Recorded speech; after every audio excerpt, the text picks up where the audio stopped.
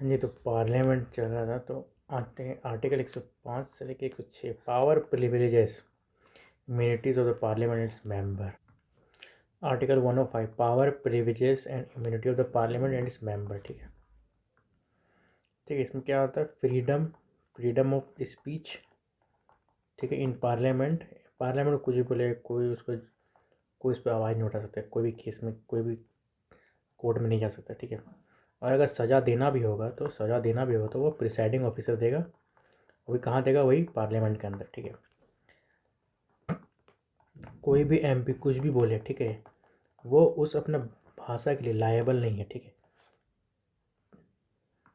ठीक है, और उसका जवाबदेही नहीं है। कोई भी कोर्ट में अगर पूछा जाएगा तुम ये क्यों बोला, तो उसको कोई जवाबदेही नहीं है। ठीक है, और कोई भी सिविल प्रोसीडिंग्स जो ड्यूरिंग सेशन, जब सेशन चल रहा हो, 40 दिन पहले 40 दिन बाद में उस पर कोई प्रोसीडिंग नहीं हो सकता। ठीक है, नो क्रिमिनल केस, कोई criminal case, no arrest. Same यही पावर प्रिविलेजेस 194 के तहत स्टेट वाला सब उठाते हैं। ठीक, सो नेक्स्ट अब is power article 106 parliament determines the salaries and member of the either house of the parliament. ठीक है, सैलरी से पार्लियामेंट मेंबर का, वही 195 में स्टेट वाला का सैलरी से। सो नेक्स्ट इज आर्टिकल 107 से 111 लेजिस्लेटिव प्रोसीजर। ठीक है, आर्टिकल 107 प्रोविज़न क्या दिया हुआ? इंट्रोडक्शन और पासिंग ऑफ द बिल। ठीक है, कैसे बिल इंट्रोडक्स होगा, कैसे बिल पास होगा, इसी के बारे में दिया हुआ आर्टिकल 107 में। ठीक है, तो बिल जो है वो बिल लोकसभा में आ सकता है, राज्यसभा में आ सकता है, प्रेसिडेंट में ला सकता है। बिल कौन कौन सा होता है? Constitution amendment bill. ठीक है, फाइनेंशियल बिल। ठीक है, फाइनेंशियल बिल ही मनी बिल क्या है? फाइनेंशियल बिल का ही पार्ट है। ऑर्डिनरी बिल यानी कि बिल प्राइवेट भी हो सकता है, पब्लिक हो सकता है। अगर पब्लिक है तो 1 वीक पहले नोटिस देना पड़ेगा, प्राइवेट है तो 1 महीना पहले नोटिस देना पड़ेगा। और कोई मिनिस्ट्री डिफाइंड नहीं होगा इसमें अंदर। तो बिल लैप्स कब करेगा? ठीक है, बिल सिर्फ लैप करेगा जब डिसोल्यूशन हो जाएगा लोकसभा का, बस। इसके बाद प्रोरोगेशन एडजर्नमेंट में लैप्स नहीं करेगा, और राज्यसभा में लैप्स नहीं करेगा। प्रेसिडेंट लाएगा तो उसमें लैप्स नहीं करेगा। अब अगर लोकसभा ही पूरा सरकारी चल गया तो फिर लैप्स करना ही है। Next article is article joint sitting of the both house. ठीक है, ठीक है, जॉइंट सीटिंग जो है ऑस्ट्रेलिया से लिया हुआ। और जॉइंट सीटिंग होता क्या है? जब कोई भी बिल पास हो जाता है, इधर उधर घूमते रहता है, पास हो ही नहीं पाता जब तक प्रेसिडेंट का एसेंट मिलता नहीं है, ताकि वो एक्ट बन जाए। तो कब तक? 6 महीना तक डेडलॉक सिचुएशन है, तो प्रेसिडेंट क्या करेगा? जॉइंट सीटिंग बुलाया जाएगा। ठीक है, जॉइंट सीटिंग जो है वो प्रिसाइड कौन करेगा? स्पीकर करेगा। ठीक है, स्पीकर करेगा, डिप्टी स्पीकर करेगा।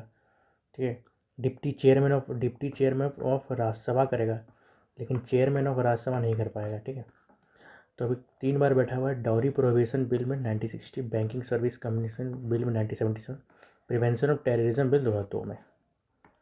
ठीक है, आर्टिकल 109। ठीक है, special provision with respect to money bill. Origin कहाँ होगा? लोकसभा में। राज्यसभा का 14 दिन रहेगा एड करने का, ज्वाइंट सीटिंग नहीं हो सकता इसमें।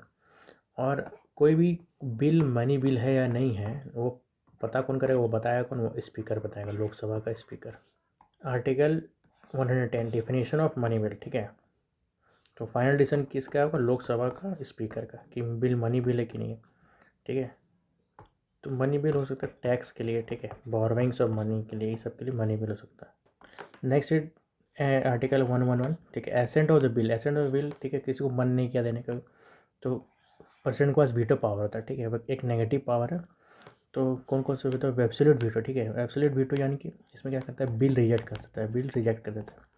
बिल रिजेक्ट 2 ही बार कर सकता है। इसके बाद है सस्पेंसिव वीटो। ठीक है, ठीक है, तो बिल रिटर्न कर देगा, बिल रिटर्न कर देगा। अगर दूसरा बार आया तो उसको पास करना ही पड़ेगा। सस्पेंसिव वीटो जो है वो मनी बिल में काम नहीं आता है। ठीक है, मनी बिल में काम नहीं आता है। पॉकेट वीटो कोई नो रिएक्शन, क्वालिफाइड वीटो। ठीक है, इंडिया में नहीं है ये, यूएसए प्रेसिडेंट को दिया हुआ है। ठीक है, तो पॉकेट वीटो क्या है? कुछ नो रिएक्शन। तो ये पहली बार कौन यूज़ किया था? ज्ञानी ज्ञानी जैल सिंह। ठीक है, जयाल सिंह। ठीक है, कब यूज़ करता है? Indian post amendment bill. ठीक है, 1986 का। तो जो वीटो पावर है, ठीक है, वीटो पावर को यूज़ कब नहीं कर सकता? क्या है? कोई कॉन्स्टिट्यूशनल अमेंडमेंट होता होगा। ठीक है, आर्टिकल 368 के हिसाब से। So the next topic is article 1112 से लेके 117 तक, procedure of financial matter. Procedure of इसका मैटर्स फाइनेंशियल मैटर्स में। तो आर्टिकल 112 यानी एनुअल बजट। ठीक है, एनुअल फाइनेंशियल बजट। ठीक है, तो बजट जो सेशन है वो मेंशन तो नहीं है कॉन्स्टिट्यूशन में, और स्टेट के लिए वो हो जाता है वो 202 में। एनुअल फाइनेंस सेशन देखना होगा क्या क्या कि ये निकलता है किसके नाम पे, प्रेसिडेंट के नाम पे, ठीक है। गवर्नमेंट जो फाइनेंस अपना फाइनेंशियल एक्सपेंसेस करेगा वो किस पे करेगा, गवर्नमेंट के नाम पे, ठीक है। तो एनुअल फाइनेंस स्टेटमेंट, ठीक है, एक्सपेंडिचर जो होगा वो दो तरह का होता है, ठीक है। सबसे पहले consolidated fund of India made, पहला होता है charged on consolidated fund of India, और फिर मेड फ्रॉम बनाया जाएगा made from consolidated fund of India, ठीक है। तो चार्ज ऑन में क्या होता है, ये इसमें वोट नहीं होता है, ठीक है। इसमें सैलरीज जो होता है due to salaries of president, high court जजेस, ठीक है। और फिर made from consulate sort of India, ये क्या हो जाता है, इसमें वोटिंग होता है, ठीक है। तो इसमें वोटिंग होता है कहाँ पे होता है, लोकसभा में होता है। तो सैलरी जो होता है वो हाई कोर्ट का सैलरी, ठीक है, तो स्टेट से जाएगा कंसोलिडेटेड फंड ऑफ स्टेट से, ठीक है। और जो पेंशन होगा, पेंशन ऑफ हाई कोर्ट का जज का, वो जाएगा कंसोलिडेटेड फंड ऑफ इंडिया से, ठीक है। नेक्स्ट इज आर्टिकल 113, ठीक है, procedure of parliament with respect to estimate, ठीक है। आरएस के पास नो पावर है वोट ऑन बजट, ठीक है। और वोटिंग जो कंसोलिडेटेड फंड में होगा सिर्फ लोकसभा में हो सकता है। तो आर्टिकल 113 में क्या है, procedure of parliament with respect estimate क्या कितना पैसा खर्चा होगा। उसी तरह स्टेट का जो एस्टीमेट लगता है वो आर्टिकल 203, ठीक है, ए में लगता है। नेक्स्ट आर्टिकल 114, ठीक है, इंट्रोडक्शन ऑफ बिल या appropriation of bill to provide for the appropriation out of the consolidated fund में पैसा। अप्रोप्रिएशन ऑफ बिल यानी कि डिमांड फॉर ग्रांट, ठीक है, डिमांड जो है ग्रांट के लिए मांगा रखा जा रहा है। अगर पास नहीं हुई, ये बिल पास नहीं होगा तो गवर्नमेंट जो है वो मनी नहीं निकाल पाएगी, किससे, कंसोलिडेटेड फंड ऑफ इंडिया से, ठीक है। तो अगर वोटिंग के टाइम अगर पार्लियामेंट्रियंस, ठीक है, पार्लियामेंट्रियंस ने कट मोशन पास कर दिया, ठीक है, कट मोशन, ठीक है, तो इसमें क्या होगा, पॉलिसी कट, ठीक है, reduced by 1 rupees, token cut reduced by 100 rupees, और economy cut reduced by specific amount, ठीक है। अगर ये पास हो जाता है, ठीक है, अगर ये बिल कट मोशन पास हो जाता है तो सरकार को इतना देना पड़ता है। हाँ, तो consolidated fund of India article 261 में है, और कॉन्टीजेंसी और 271 में। Next is article 115, supplementary addition to the excess grant, कोई एक्सेस ग्रांट, ठीक है, तो फरवरी मई में जब बजट सेशन आता तभी मांगता है। आर्टिकल 16 जो है वो सेम है आर्टिकल 15 के ऐसा। तो डिफरेंट टाइप्स ऑफ फंड्स होता है, consolidated funds of India article 266 में पब्लिक का पैसा होता है, ठीक है, टैक्स हो गया, रेवेन्यू सोर्स हो गया।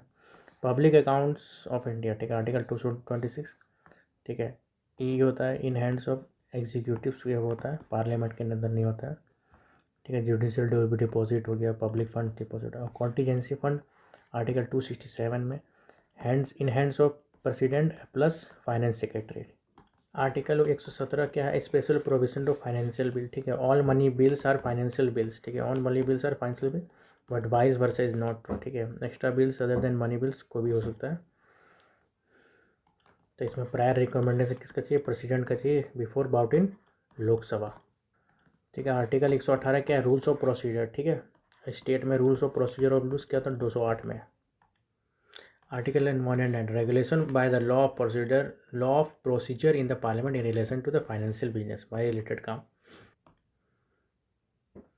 Next is article 121, so 120, language to be use in the parliament, ठीक है, हिंदी और इंग्लिश, ठीक है। हिंदी इंग्लिश को जो था वो 15 साल के लिए क्या था, लेकिन अभी चल रहा है, ठीक है। प्रेसाइडिंग ऑफिसर में परमिट कोई भी लैंग्वेज को अपना, प्रिसाइडिंग ऑफिसर को परमिट कर सकता है कि कोई भी अपना मातृभाषा में बोल सकता है। Restriction on discussion on the parliament, कोई चीज़, ठीक है, कोई भी चीज़ अगर कोर्ट में चल रहा है, हाई कोर्ट से तो उसको डिस्कस नहीं कर सकता। Article 122, court do not acquire proceeding of parliament, ठीक है। तो उसी तरह क्या बोलते हैं, अगर कोई भी कोर्ट का चीज़ अगर पार्लियामेंट में नहीं आ सकता है तो कोई पार्लियामेंट की चीज़ कोर्ट में नहीं आ सकता, उसका उल्टा। Article 123, power of president to promulgate ordinance during the race of the parliament, जब कोई भी रेसेस होगा, गैप होगा सेशन के बीच में, तो प्रेसिडेंट के पास पावर रहेगा कि वो ऑर्डिनेंस ला सकता है। तो उसी तरह गवर्नर जो है ऑर्डिनेंस कब लाएगा, 213 में, ठीक है। Next is article 247, power of parliament to provide establishment of the certain additional court.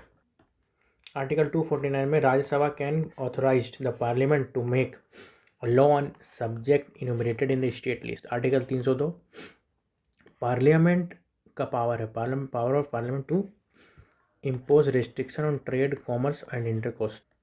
Article 312 Rajya Sabha can authorise parliament to create all India service common for both centre and states. Article 327 power of parliament make provision with this respect of election to the legislature. Article 330 reservation of seat for schedule caste and schedule tribe is and in the house of, ये सभी कुछ power parliament का है कि house of people representation होना चाहिए। और फिर article 331 representation of Anglo Indian, जो कि ख़त्म हो चुका है। तो पार्लियामेंट ख़त्म पूरा 123 तक। Next supreme court.